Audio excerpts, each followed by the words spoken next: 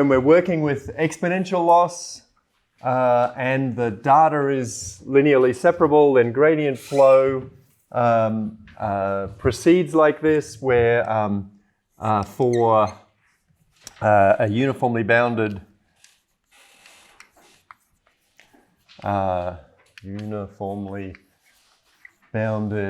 residual rho of t,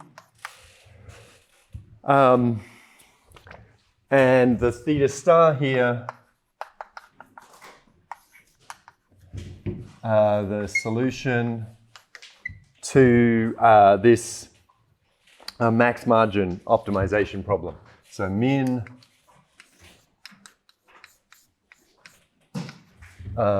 Euclidean norm such that you get a margin of 1. So yi xi transpose theta is at least 1 for all I.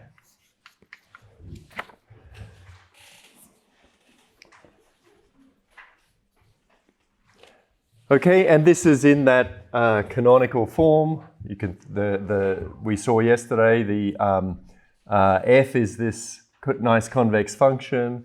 The g's are the non-positive function, so 1 minus yi xi transpose theta. Yes? So in practice, if we want to apply this methodology and data set, to apply the gradient flow in this formula, we need to know theta star, right? To apply gradient flow in this formula. No, so gradient flow is on the empirical risk. So gradient flow here means that we're... The recursive step. So theta t will be theta star log t plus.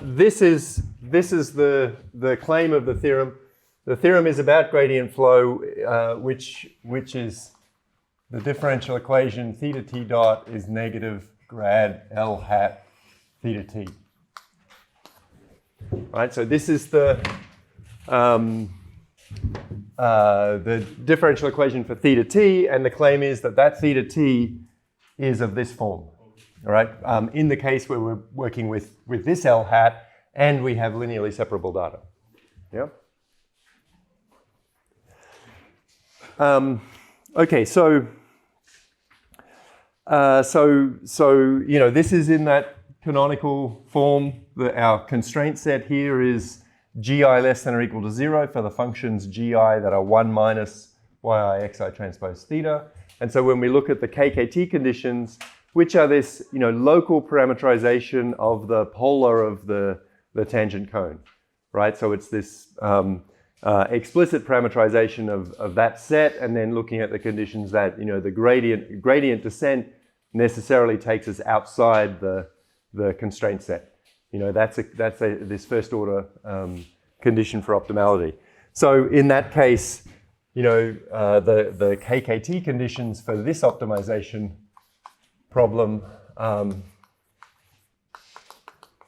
we're considering, that appears in the theorem statement here, the KKT conditions are that, you know, the derivative of the objective, which is just theta, plus the inner product between the dual variables alpha, the non-negative variables that are part of that parameterization, and the the g functions, so this 1 minus this quantity. So plus this quantity equals 0. We don't have any equality constraints, so we can rewrite, you know, switch that to the other side, and we get a sum of these n alpha I times the derivative of the gi term. In this case, that's yi xi. And then the other condition here is the complementary slackness, which is the one that tells us, you know, for our local parameterization of the optimality condition at a point, we only get forgiven for having a negative gradient direction for those constraints that we're hitting up against. Okay, so the only coefficients that are allowed to appear here are the ones in the active constraint. So we have the complementary slackness condition, which tells us that alpha I times gi should be equal to 0 for all I. Right? So that's saying that this inequality needs to be an equality for anything that has a non-zero value of alpha. So we can write that out as alpha I times gi here is 1 minus yi xi transpose theta for all of our constraints. Okay, so the solution, and of course this is a convex function, convex objective, and our each of our GIs is a convex function, and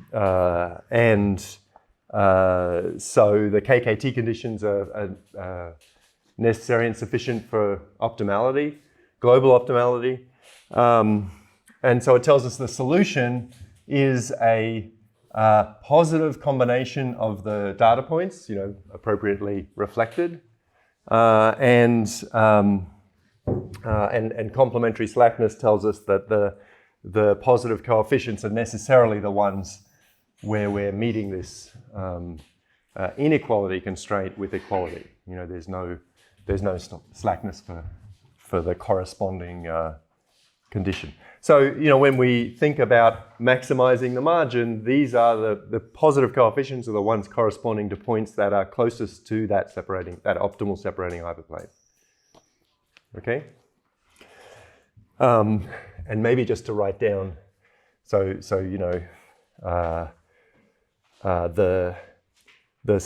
subset of positive coefficients, let's write, S is alpha I, S is the i's for which alpha I is strictly positive, and that's contained in I0 of theta. The active set, the ones, this is the set of indices for which GI is equal to 0. Okay, so we used this notation last time. All right, so let's look at a proof of this result. So we're going to start. So first of all, we're going to replace all the y's with 1, and this is without loss of generality. We can just replace xi with yi times xi, and that's all that appears everywhere, right? So let's do that. So we're going to go and look at that case, and then define a residual that's a little change on rho t here. We're going to think about RT as theta t minus theta star, and I'll write this as log t plus n over n. So I've just got some constant in here, right, that I'm adding in, theta star log n, and then another constant, and I want to write it separately because this beta has some meaning in what we're doing, and we'll define that later, right? This is something that'll pop up out of the analysis, and we're going to show that and of course RT is just a constant away from rho t, right? And we're going to show that RT is uniformly bounded, okay? Which is the result, right? It's telling us that when you run gradient flow with an exponential loss on linearly separable data, theta t goes off to infinity in the direction of theta star with something that is moving around as a function of t, but it's uniformly bounded, right? So this is the dominant term, and we'll say a little bit about we'll see a little bit about the nature of rho t as well. Okay, so we're going to be showing that RT is uniformly bounded. So we'll look at the time derivative of the squared Euclidean norm of RT, and we're going to be able to integrate that and show that its integral is a constant, and that's the whole argument. And so of course we'll need to we'll end up the derivative of the norm squared of RT is RT times its time derivative. So let's go do a little calculation for RT dot. All right, and I'm going to use up a bunch of board space here. So this is the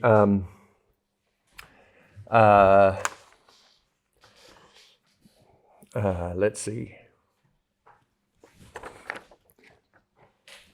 It's okay. So okay, so we have RT here is just theta dot, RT dot rather is theta dot, minus the derivative of the log. We get a 1 over t plus n, and the n's cancel, times theta star. And we're going to write out the, so this of course is the negative of our negative gradient of the empirical risk. I just spotted an error in the typo in the notes. An error in the typos. So I should refer to my notes as the printed typos that you have. Okay, so this is the negative grad there, so let's write that out. That's 1 over n. A sum of the exponential, the negative goes away, xi transpose theta, theta t, times, so we've dropped the yi because we're assuming all the yi's, incorporated all the yi's into the xi, times xi. And I'm going to include our 1 over n, we get an n over t plus n theta star. And then, theta t here, this is just RT. Theta t is RT plus theta star log t over t plus n over n minus beta. Right, so we get this quantity as our RT dot, and so we're going to think about appropriately scaling the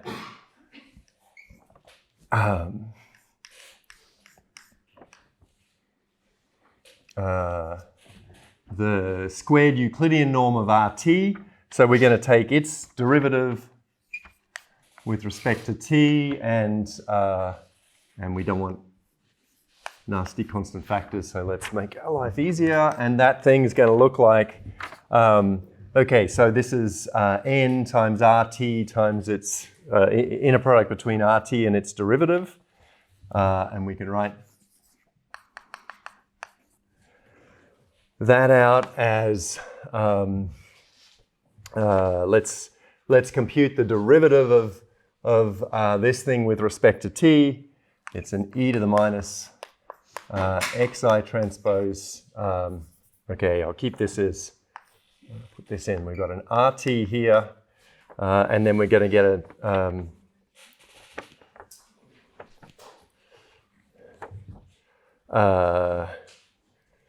what do we have? We have an e to the minus xi transpose RT plus theta star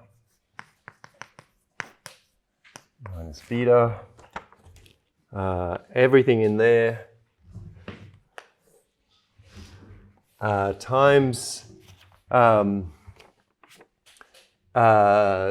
this xi transpose RT appears in here, and so derivative with respect to RT gives us an xi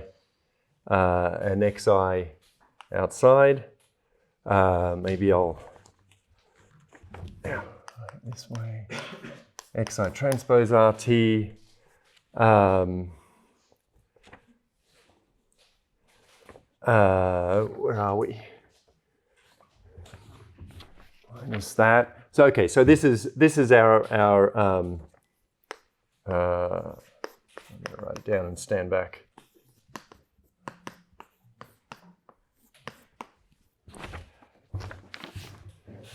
All right, so what have I written? This is RT dot up here, right? We have the e to the minus blah, blah, blah times an xi. I'm sorry. Where are we? This one? The one before? Oh, one above. That one. The beta.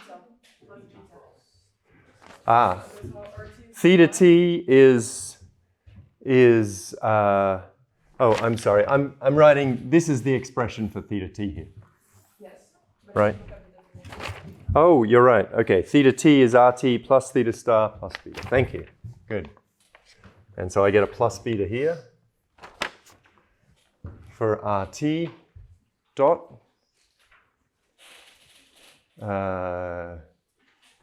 Right, xi transpose all of that stuff, and then there's an RT which appears outside. And what have I done wrong? Oh no, this is good, right? So exponential this times xi times RT minus this times RT. Is everything looking correct? Good, thank you. Okay. Okay, and now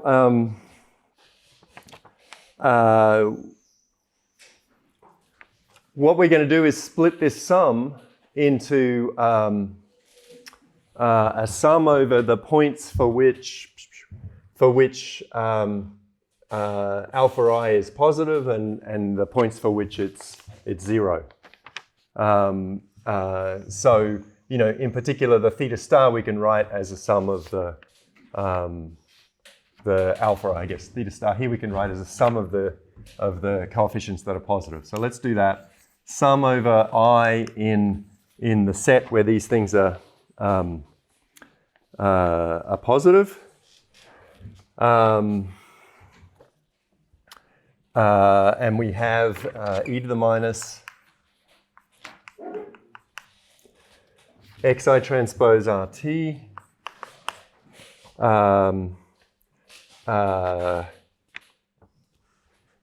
That's going to get multiplied by an e to the minus xi transpose beta. So let's write it this way.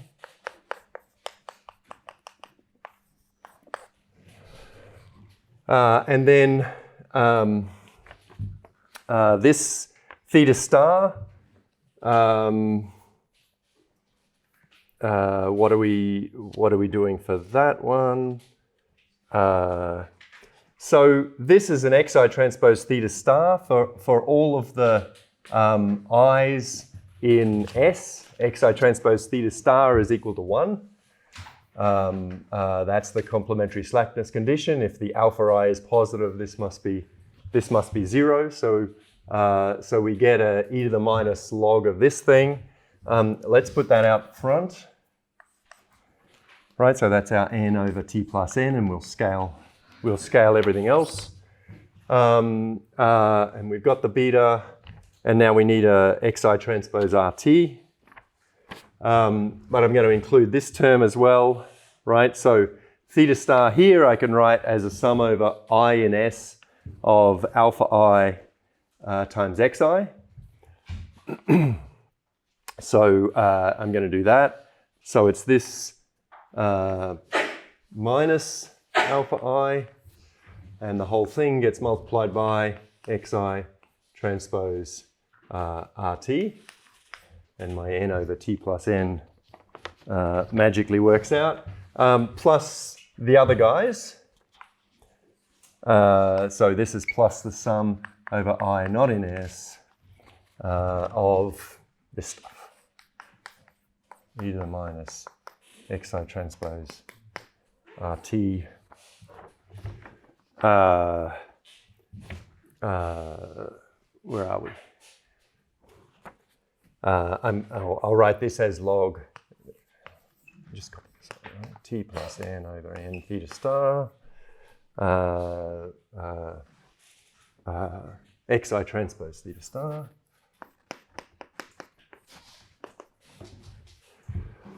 minus xi transpose, did I get this? Yeah, minus xi transpose beta times xi transpose RT.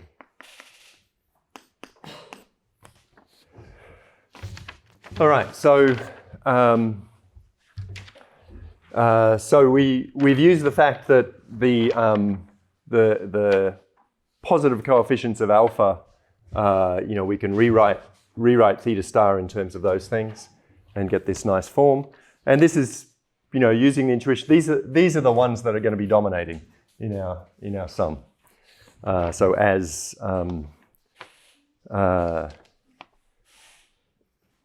as the gradient flow proceeds, and so we're interested in keeping control of the residual. Okay, so with that in mind, we can look at this expression and say, okay, so I guess one other thing I need to point out. So here, I've been lazy and I'm proving. Where did I write it? Right, I'm proving an easier version of the result for almost all x. Okay, so for x in general position, we're going to see the min of n and d support vectors. We're going to see our data matrix having rank min of n and d. Okay, and the submatrix of the data matrix, the submatrix of the rows that correspond to those positive coefficients has full rank. This is a generic property. So we're going to exploit that. So these two sets are the same, and we can be sure. So now when we write things in this way, I guess I had already assumed it by putting an S here instead of an I0. But when we write things in this way, if this were I0, these alpha i's are all positive. And our matrix, our data matrix X, restricted to the positive values of alpha, is a full rank thing. And the situation we're interested in is n smaller than d, so that's a rank n submatrix. Okay, so what that means is that we can be tricky about choosing these betas because we have, this full rank submatrix here, and we're taking a linear. We're looking at this e to the minus xi transpose beta. For every element in here, we have the freedom to choose that as any positive number we want. Okay, because we've got a full rank matrix for the rows of x corresponding to the elements of this set S. So let's choose things a little carefully. Let's choose beta so that this thing is equal to alpha I. All right, and as I say, generically for the data matrix X, we're always going to be able to do that. So that gives us a big simplification here. We can write this this alpha I as e to the minus xi transpose beta. So when we do that, we can rearrange the term inside the brackets as n over t plus n sum in S. The e to the minus xi transpose beta appears outside, and we have some other thing, xi transpose RT.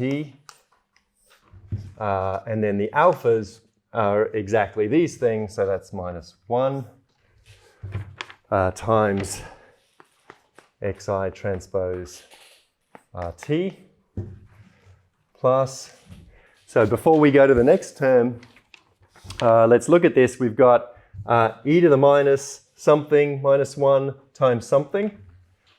Okay, so you can convince yourself that that's never positive and never bigger than 0.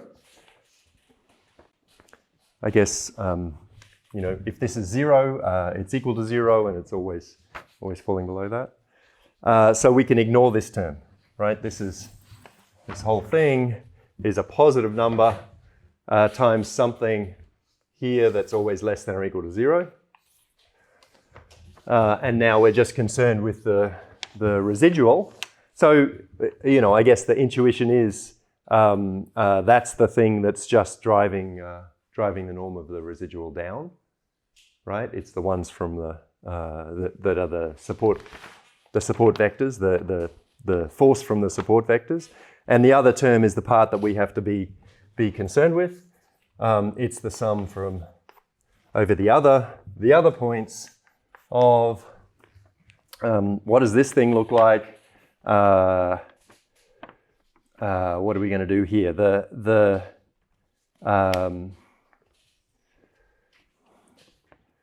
Let's see.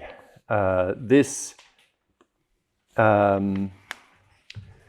term, right? We're taking these quantities xi transpose theta star outside of the set S are the ones where we have extra slack, right? So those are things that are away from the margin of 1.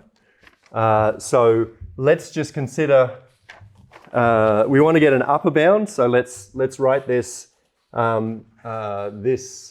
this term in terms of the closest one of these, right? So this xi transpose theta star is always at least 1, but in our case, strictly bigger than 1. So let's consider the minimum of those guys. So write this log n over t plus n times, let's replace this with the min to get an upper bound, because we're multiplying by this negative quantity. The min over any of these coefficients we might have, any of these terms of the margin. Right, and then what else do we have? We've got a e to the minus something times something. We'll pull that out, and this is a minus xi transpose beta. And now, I guess I should have already put an upper bound here. I'm wanting to show that this thing is not too big. And actually, I can just omit the e to the minus something times something, because that's always no bigger than 1, right? That's, you know, e to the minus some number times a is no bigger than, you know, reaches a maximum at a equals 1. You can go check this, but that's certainly no more than e to the minus 1. And we'll just forget about that and say no bigger than the constant 1. I guess e to the minus 1 is strictly smaller than 1. Okay, so you can see where we're going. This is the minimum of all of the points outside the support vectors. This minimum is strictly less than 1, some number, but strictly less than 1. It's a data-dependent constant. But that number gives us the exponent of n here, right? And so these are the ones that are going to be insignificant in the accumulation of gradients that we see in gradient flow. Okay, so if we look at, so you know, we could rewrite that. Let's suppose this minimum is nu. Right, then this whole expression is no more than the sum of e to the minus xi transpose beta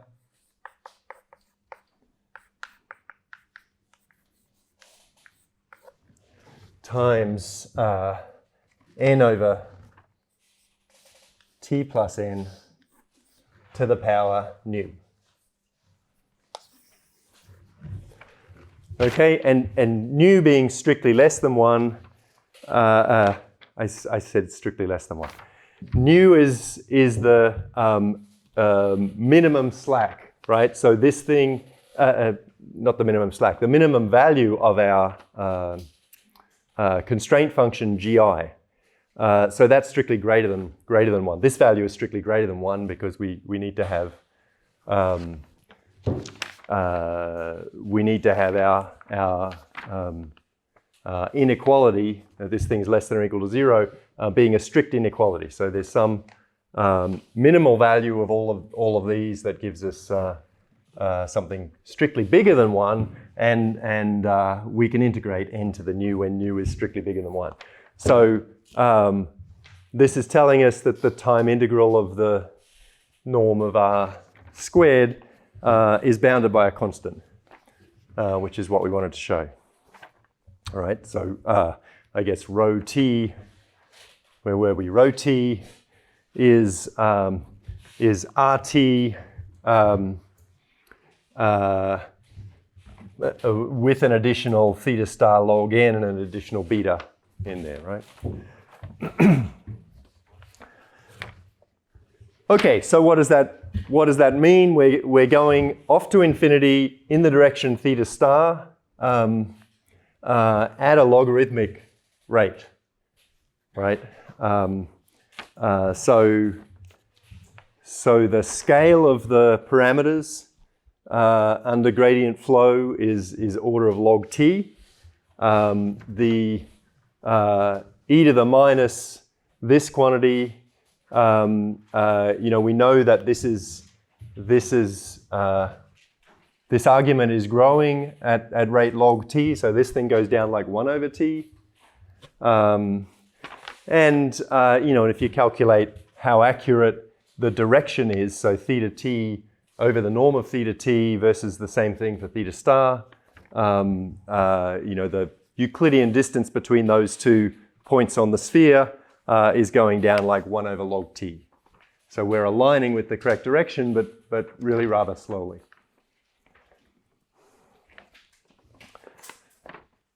Okay, so that's for gradient flow. Nice explicit analysis there that exploits this intuition that everything's dominated by the support vectors and the other things are just a residual term. Yeah. Again, practically speaking, if we wanted to apply this methodology, we go slowly to theta star, but we don't have a closed form for P of t, right? We don't have a closed form for P of t. This is a row here. That's right. And because we're moving slowly towards theta star, aligning with that direction at a 1 over log t rate, the path that we follow is actually going to be important. Yeah. So we'll look at that a little later. At what happens along the path for some of these examples. Yeah. But that's a really good point. And you can actually get quite different behavior. Things might be, so the case that we'll look at is one where at infinity, theta star is actually bad.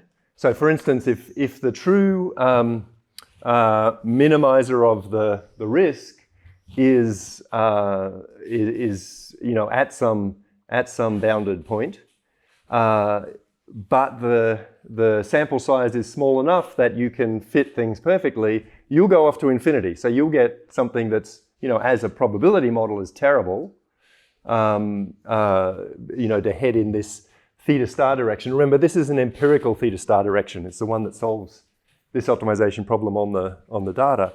But actually, we'll see that the path, we're already going there slowly, but we'll see that the path behaves a lot better than the asymptotics in those sort of cases.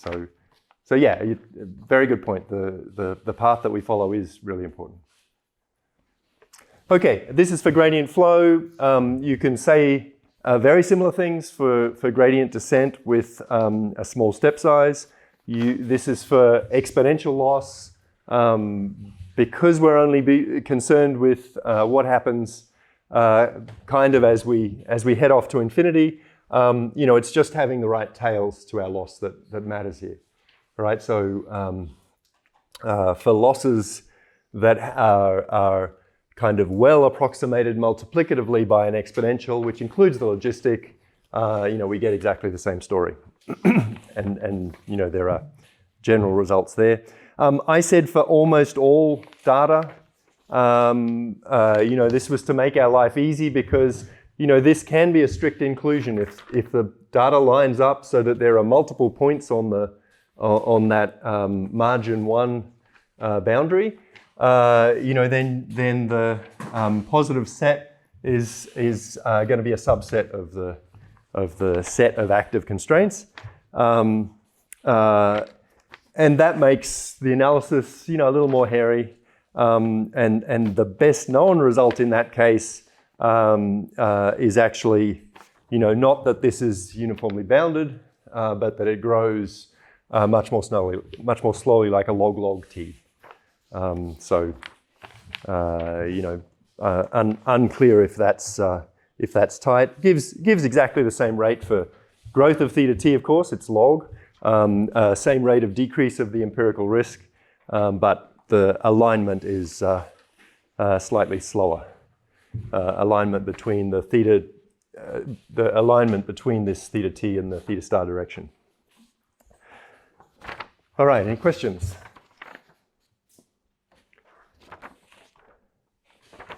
Great. So, so that's with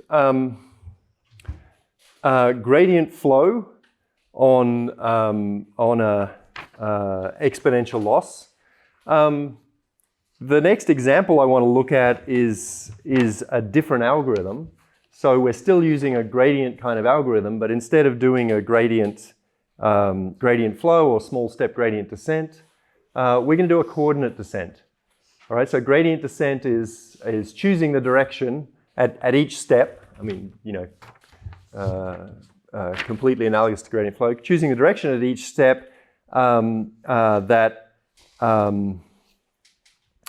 has an inner product with the gradient that gives us that maximizes or minimizes, I guess, direction inner product with the gradient that minimizes the 2 norm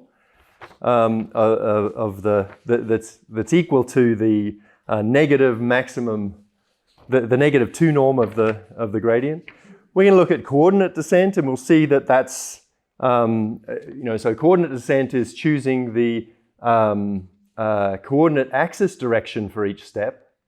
So that's doing the analogous optimization, but replacing a 2 norm with an infinity norm, right? We're looking for the direction of the negative of the infinity norm of the gradient and taking a step in that direction. And we'll see, you know, that leads to a different form of implicit regularization. Okay, so the specific, you know, this coordinate descent approach has a name. It's at least it's a version of an algorithm called AdaBoost that's, you know, arose as an ensemble method, a way of aggregating classifiers to give you, you know, a linear combination of classifiers, and has been, you know, useful for so widely studied in this area of pattern classification. So let's say a little bit about that algorithm. So, you know, the kind of classical setting there is you have a family of prediction rules that map, let's say, to plus or minus 1, and from that we want to construct a combination of those things, linear combination, and we'll use that sign for classification. So, yeah. So what's an ensemble method? So it's a method for combining prediction rules from a family to give us an element of the span of that family that we'll use as a linear classifier. So we're in the 2-class classification setting, just as we are here. We want to come up with a you know, a family of functions whose sign is a good prediction for the binary outcome y here. So I guess AdaBoost was originally motivated as an approach to combine functions from a class, like maybe you have decision trees, and you want to consider classifiers that are linear combinations of decision trees, thresholded linear combinations of decision trees. So you can take an ensemble of decision trees, and the hope is get a better classifier in that way. So there's a big theory of aggregation of prediction rules of that sort. There's Olivier Catoni's book up the back here, if you're interested in that direction. The way I'm viewing it, the reason it's arising here is to make the point that change the algorithm from gradient descent to coordinate descent, and you get a totally different implicit regularization. So I'm not really going in the direction of ensemble methods for classification, but yeah, as I say, you can read about it. Okay, so I want to simplify my notation. I guess keep it in the same vein as we've been using here. So for that, I'm not going to think about families of classifiers. When AdaBoost arose, people talked about we had a family of classifiers. So this is things that map from some space to plus or minus 1, and then we consider elements of the span of F, and AdaBoost works by you start off with a data set, you look at the loss that's incurred on that data set, you minimize the loss incurred by functions, some loss incurred by functions in this class, choose the optimum, add it to your combination, and then at each step look at the loss that you've seen and choose a function to add into your combination. So you end up with a sum of alpha I fi, for which this linear combination, the hope is that thresholding this linear combination gives us a good classifier. And if you look at Catoni's book, you can aim to compete with the best classifier in the class. You can aim to compete with the best combination of classifiers in the class, and so on. So there's a whole sort of story about the performance of methods of this sort in that setting. Okay, so I'm gonna rewrite things here. We're only concerned with empirical risk in talking about the properties of the minimizer that we see from a finite sample. So I'm gonna instead of thinking about functions, I'm going to think about restrictions of functions to a sample, right? And write that as my data matrix X. Okay, so if we had, if the points we see are, let's call them Z1 to Zn, then we're only concerned with f of Z1 to f of Zn, for which F is in this class.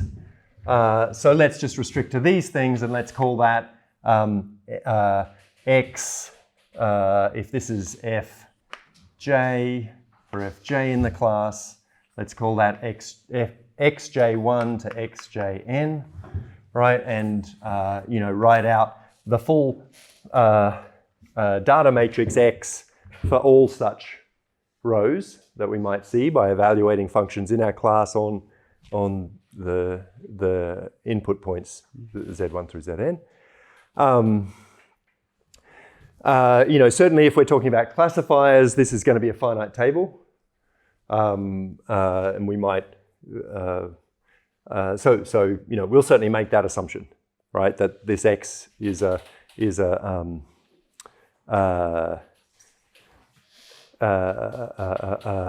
I guess these are the columns here.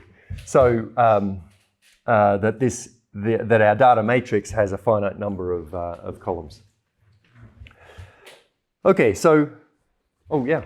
These classifiers have to be inherently good, right? I mean, at least best than random. The classifiers have to be good. Yeah. So Not that good, but at least best than random.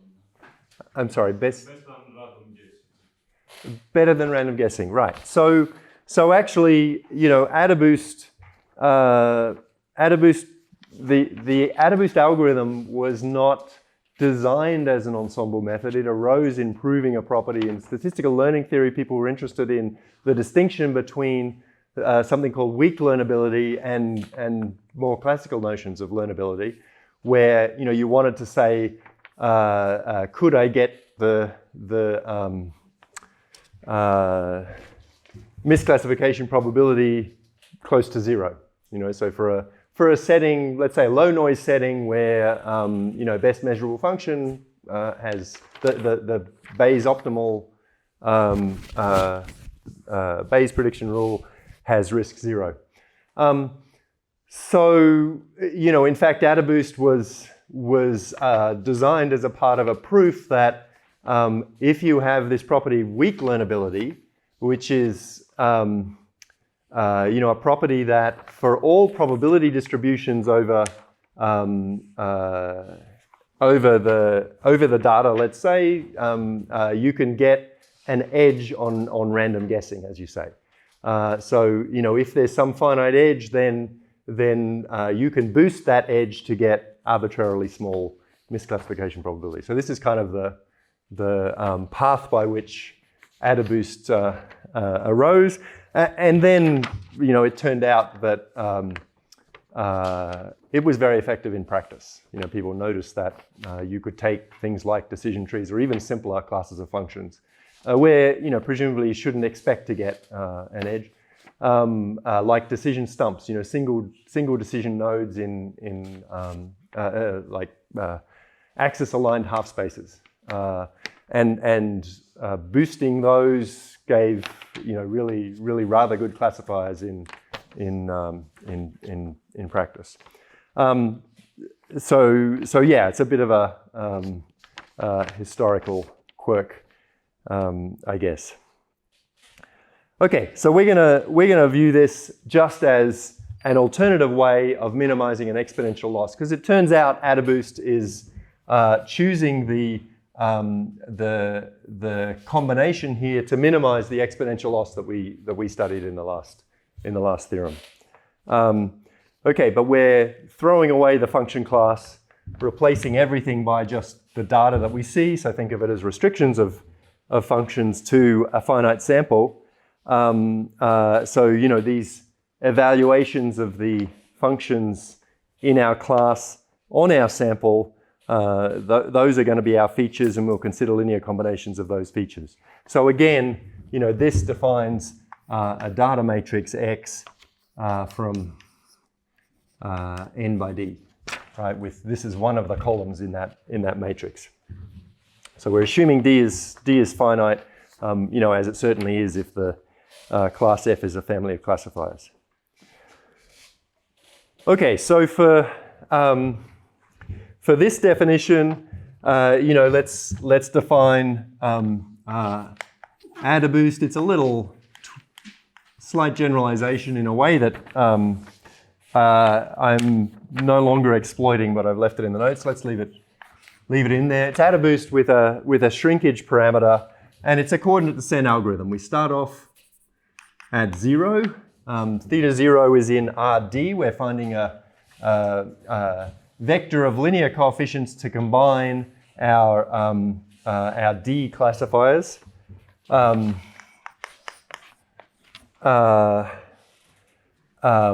are working with exactly the same loss as before. So our empirical risk here is of theta is the average of e to the minus yi times linear function of xi. At step t, we choose the coordinate axis to be the minimizer across our D coordinate, so minimizer across our set of functions of, and I'm going to take the absolute value of the gradient of our empirical risk at time t, and it's the ith component of that. So we're trying to find the coordinate axis that gives us the, I wrote min because I threw away the sign, let's say argmax of that thing, and we're going to go in the negative of that coordinate axis direction. At time t, we'll pick alpha t, the coefficient that we associate with this basis function, if you like, that coordinate axis direction, as the, we do a line search, right? So this is the argmin of L hat starting at theta t and then moving in the argmin over alpha, moving in the direction of the that coordinate axis. So EIT means, you know, in the usual basis. So we do a line search, and then the new is a shrinkage parameter. So instead of, so theta t plus 1, instead of stepping all the way to the minimum, which is actually at a boost, we're going to do, we're going to be a little conservative. It's theta t plus nu times this step size corresponding to a line search times the direction EIT. So the alpha, you know, because we've got absolute values floating around, these alphas could be positive or negative. We're allowing sort of negative values of the functions in our class.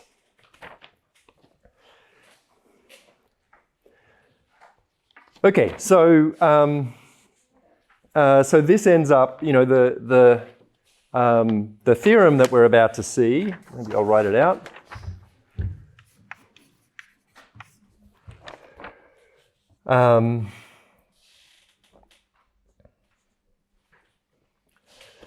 Okay, so the corresponding implicit regularization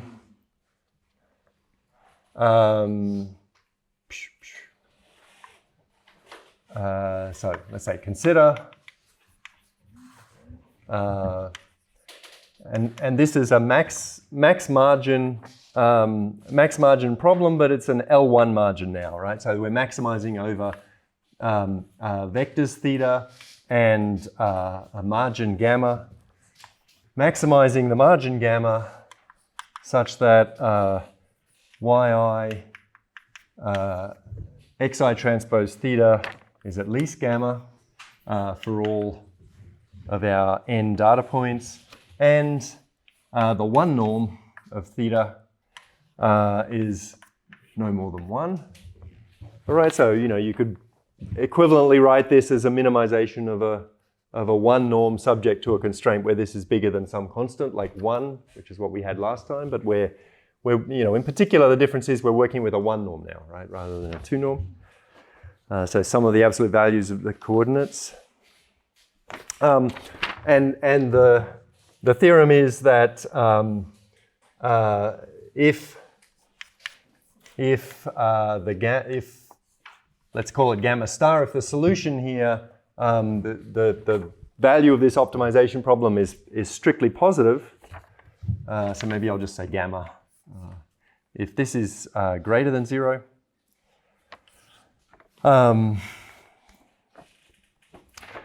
then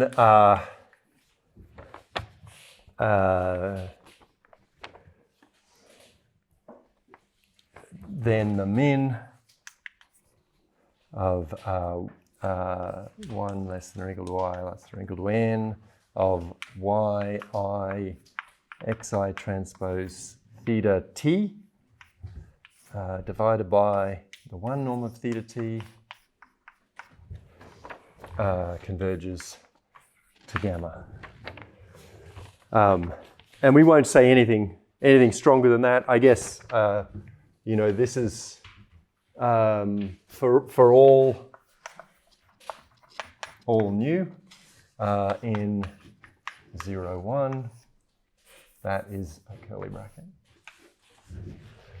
For all nu in 0 to 1, we solve this, theta t solves this optimization problem. Okay. What's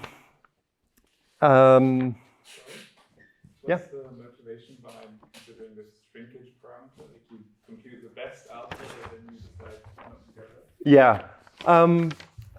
So there are a bunch of so the motivation for that is actually statistical. So you know, it's for the properties of the path that we follow. If you pick nu equal to 1, you still get the same asymptotics, but the path is not as well behaved. So you know, for the purpose of these notes, in fact, I'm not gonna explore that. But you know, we get exactly the same result, whatever shrinkage we invoke. You can think of that as something like a regularization parameter. But you know, this result says it does nothing about, you know, where we go eventually. It's just that path is better behaved from the perspective of the risk, right? So not the, I've lost it now. Over here, the empirical risk. It also doesn't impact the speed of convergence. It doesn't impact the speed of convergence. That's right. Oh, yeah. We always get a logarithmic convergence. It does affect. You know, lower order terms in there in the convergence. Yeah. So we don't mean that the data are linearly separable. We do, right? We need to consider this problem if we have gamma greater than 0, which means, you know, when we're maximizing the margin here, we can get a strictly positive margin, right? Which means it means there is a theta so that for every xy pair, we can classify that x correctly, actually, you know, with some strictly positive margin. So yes, it has to be linearly separable, or we're saying nothing. Sure. And can't we project on the subset where it would be linearly separable? I'm sorry, if we what? Can't we project on the space where it would be linearly separable? Can't we project on the space where it's linearly separable? So there is going to be you're talking about an affine subspace of the parameter space, and what would you like to do? I'm sorry, I don't understand the question. Just an idea, I don't know. Uh-huh. Never mind. Can we project on that space? I mean, geometrically, what we're doing here is a little strange, because the way that we parameterize our thetas comes into this algorithm, right? If I were to shift my coordinate axis, I'm doing something totally different. So, you know, intuitions we have about Euclidean geometry and the subspace where, you know, the good thetas lie, this sort of algorithm is going to behave really rather differently depending on the way we've defined our coordinate axes, right? Because we're doing a maximization across that discrete set of directions at every step. And you know, similarly, the optimization problem that we end up solving here, this one, you know, is specific to the coordinate axes, right? So the L1 norm here, you know, L1 balls are not rotation invariant. We get a different notion of the norm when we redefine our coordinate axes. So that's, you know, really rather different from the. So gradient descent is beautiful from that perspective. We're really just exploiting an inner product, and you can define any basis you like, right? But here we're in a different world, and you know, I mean, maybe it seems more natural when you're thinking about a class of functions. And in fact, you know, a lot of the, again, because we have logarithmic convergence, we really end up with a small, you know, taking a small path through this space of the span of our function class. And a lot of the analysis of AdaBoost was exploiting the idea that actually this is a sparse linear combination of functions here. So just thinking of it as the span is a little, you know, maybe not helpful for intuition. Sorry, why you cannot take nu bigger than you could take nu bigger than 1, but you would risk exploding. So for stability, yeah, interesting question. I actually don't know what happens if nu is slightly bigger than 1. I know what happens if it's too much bigger than 1. Yeah, the proof does not work. Right. The proof relies on nu being a contraction, or at least not an expansion, right? Yeah. So I don't know what would happen. That nu1 is a contraction. Oh, it's not obvious that. Yes, that's right. You know, on the other hand, this is when all you're concerned with is this convex function.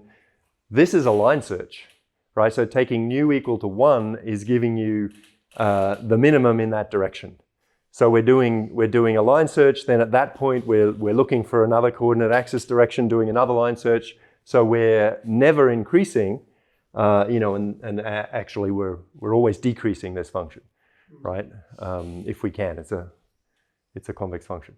You know, certainly depending on how depending on the higher derivatives, you know, we could take nu bigger than 1 and we'll do some sort of oscillation, right? We're going a little bit to the other side of the minimum in this direction. You know, this should certainly be fine for most paths for sufficiently small nu, right?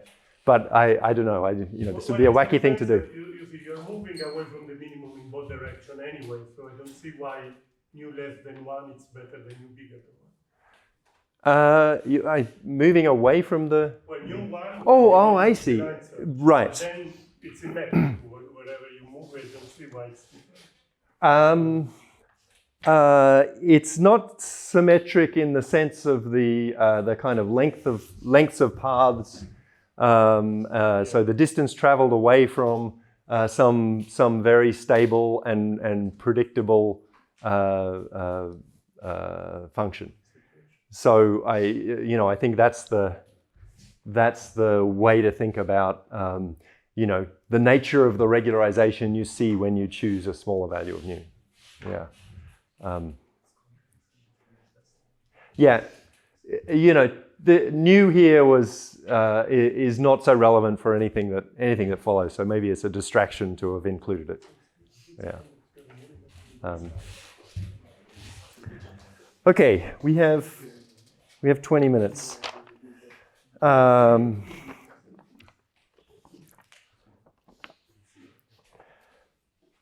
Let's see, maybe just to give a comment on this weak learning setting that we saw, you know, that's just a consequence of that perspective, I guess we can see as a consequence of the min-max theorem. So we can write, you know, this optimization problem as max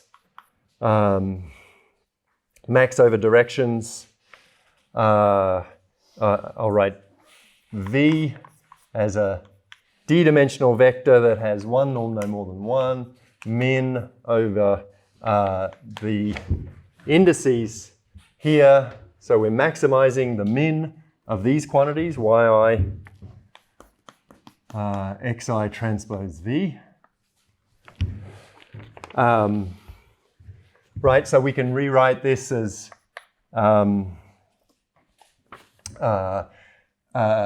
something that we can apply the min-max theorem to. So let's make this a convex set by exploiting, this is the same thing, V1 less than or equal to 1, but now I want to take a min over distributions on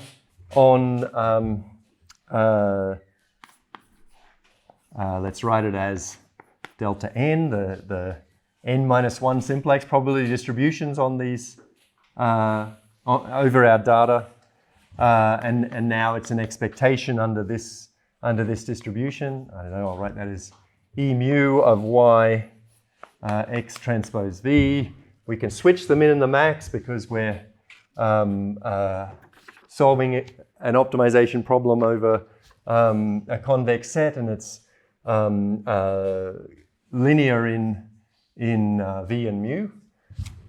So this thing is the min over mu. And I guess this equality is clearly true because it's a linear criterion over a convex set achieved at one of the extreme points. So this is equivalent to switching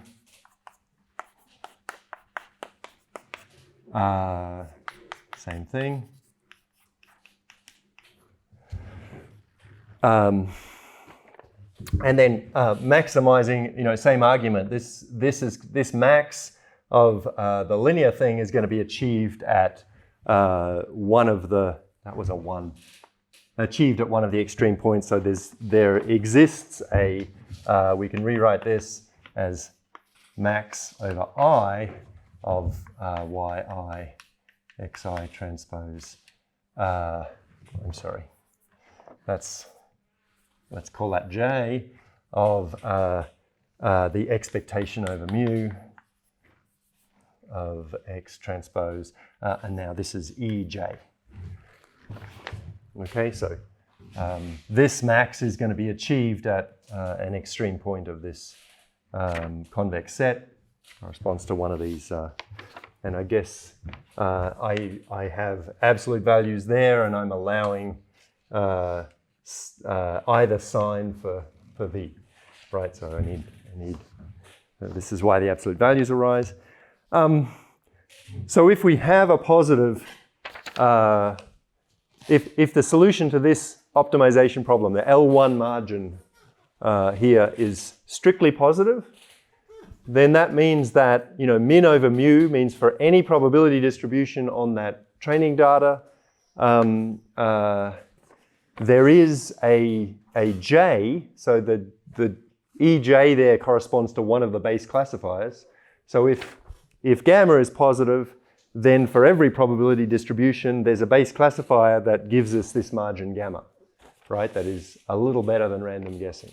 So these two assumptions are equivalent, right? Having an L1 margin of at least gamma, and the assumption that for every probability distribution over the data, we can find one of those, columns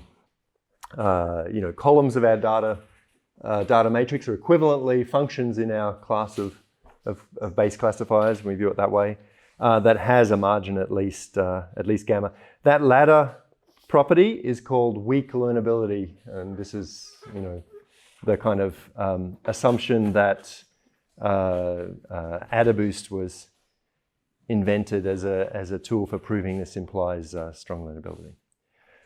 Okay, so I'm not going to go through a proof of the coordinate descent result. Really just wanted to highlight, and actually there are stronger results than this. You can get quantitative results about the logarithmic. So 1 over t rate of convergence of the margin again.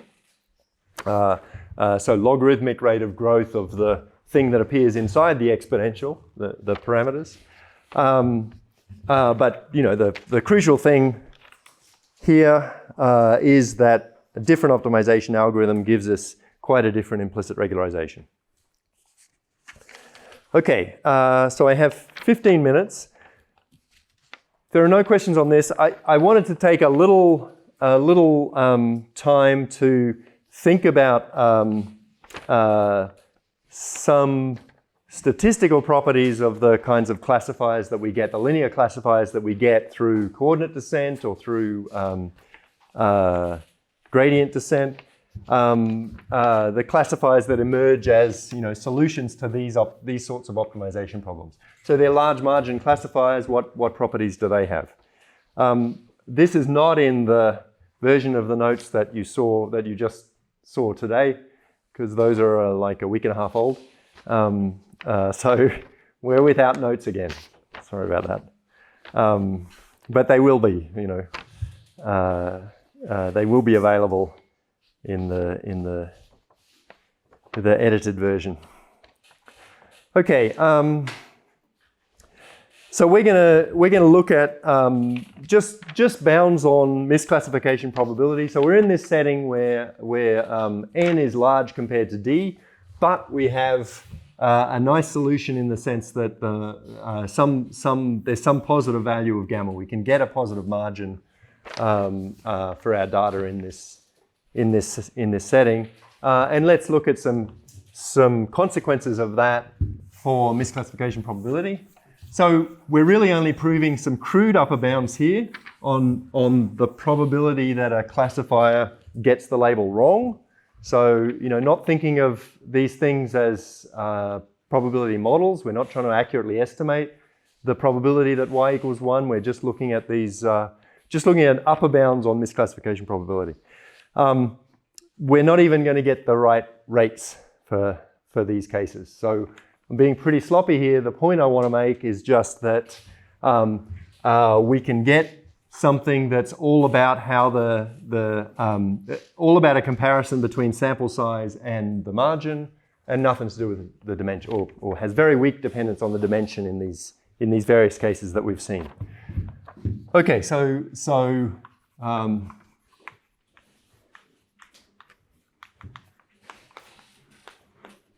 this is large margin classification in high dimensions. So we're going to be using Rademacher averages as a tool. So let's see. Let's introduce those. So for a class of functions f that map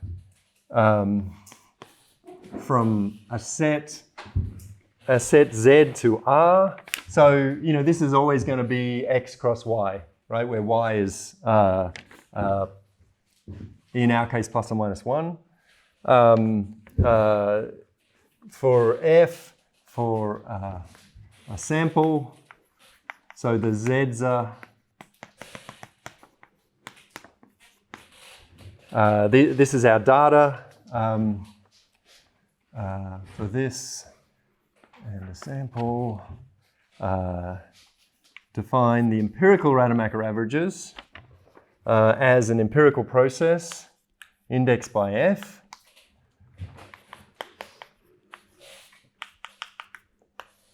That looks like this, epsilon I, F of Zi. Right, so this data comes from some distribution. The epsilon i's are uniform, independent, and uniform on plus or minus 1. So they're Rademacher random variables. I guess epsilon looks like this. And what else are we going to do? We're going to work with another empirical process. This one, Pn of F as just the averages of the F of Zi's. So expectation under the empirical distribution. And we're going to use the notation kind of one-sided deviation, so P. So let's suppose that, with Zi, IID according to P, so from probability distribution on Z, we're going to write P minus Pn, and I'll use this norm notation. I'm being a little sloppy because it's not symmetric. I'm going to do a one-sided deviation here just to make some things a little simpler. It doesn't really change anything. I could have included absolute values in this, but let's just say deviations between expectations and sample averages in the direction that's useful to give an upper bound on risk, right? So I want to, if I get an upper bound on these maximal deviations, then I can say, you know, if this is nice and small, then this can't be too big. So, you know, this is maybe misleading notation, but let's live with that. And similarly, I'm going to write the same sort of thing for the supremum of this Rademacher process, right? So this is the supremum over F of Rn of F. Again, just linear, not taking absolute values. Okay, and we call, you know, these are the empirical Rademacher averages, and this is the Rademacher complexity of F. And you see it depends on the, I guess we're still empirical here. Okay, so, you know, there's an empirical one, and we can consider expectations here.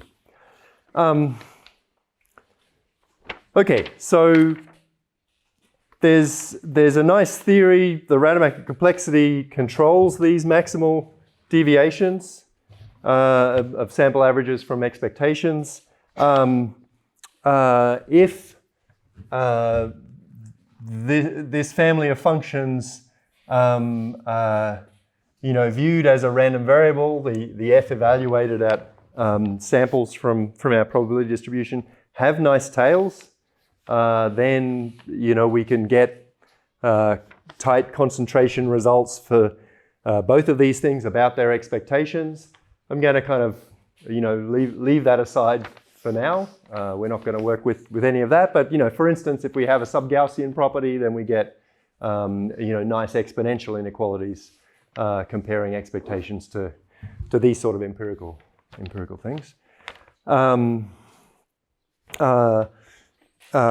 know, I'm going to write down a simple theorem just in terms of expectations.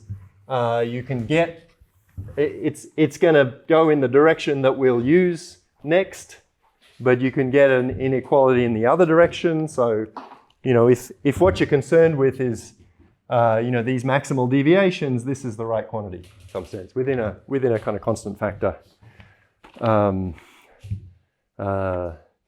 And if you're concerned with high probability bounds, you know, within a constant factor and some small terms. So all I'm going to talk about here is just the expectation of the P minus Pn. These deviations is no more than twice the corresponding thing for the Rademacher averages.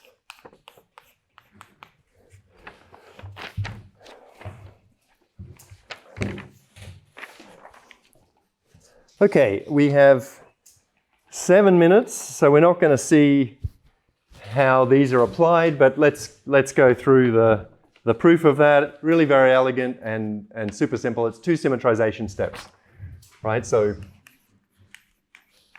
maybe before I start, any questions about definitions? Typos? Okay, so we can write this P minus Pn, right? So that's the expectation of the supremum over F in our class of, you know, we want 1 over n. We want here the expectation of F. So I'm going to leave this term out for now, minus F of Zi. These are the this should be an expectation, but I'm going to write another expectation over independent random variables that have the same distribution. So let's write those as Zi prime. So Z1 to Zn prime has the same distribution. This means conditional expectation conditioned on Z1 to Zn. Yeah? So I'm being, so this is some nice convenient notation, right? This is integrating just over these random variables. I can get an upper bound by pulling this out, the expectation over these guys out, and I get expectation over everything that's random of the supremum of this, fzi prime minus fzi.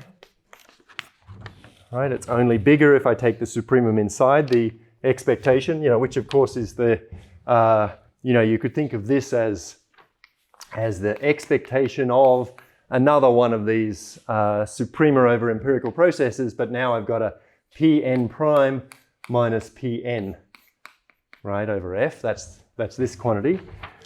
Now I'm going to take another symmetrization. This distribution, these are just labels, right? I could switch Zi and Zi prime. They're independent and identically distributed.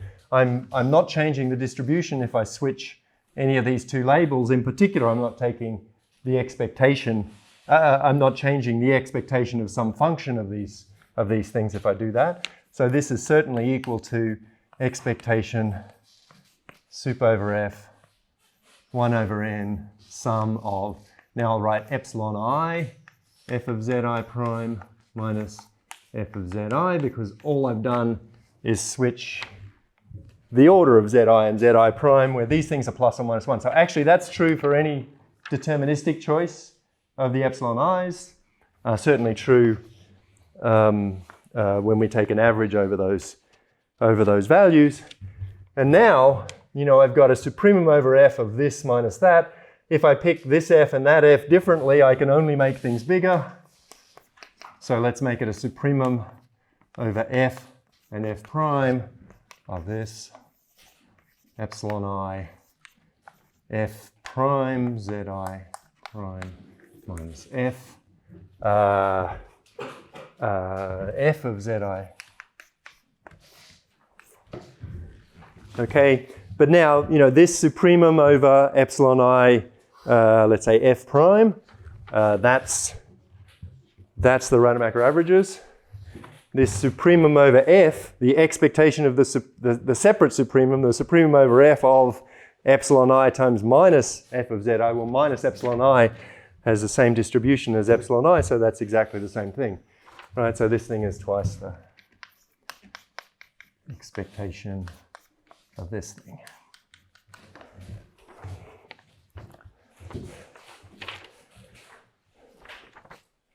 Okay, question? Is it possible to turn this bounding expectation into large deviation? Absolutely, yeah. So I'm not stating it here. There are a bunch of extra things we could say. This is all I'm going to use, so I'm being super lazy. This expectation, in the case where you have nice behavior of the tails of f under this distribution, then there are a bunch of things you can say. You can say that each of these things is tightly concentrated around its expectation at a sort of 1 over square root n rate. So you get exponential bounds on that scale. There's a lower bound that the expectation of the Rademacher complexity is a lower bound on this quantity with some constant. Maybe it's 1, maybe it's a half. I think it's a half in here, and there's some other additive term. Actually, the way I've written it, there's no additive term. If you put absolute values, then you have to worry about centering. There's a bit more detail there. But yes, everything's kind of nicely concentrated when you have nice tail behavior for the f's. I'm just being lazy, as I say. All right, any questions? Comments? 65-second thoughts? All right, we'll stop there for today.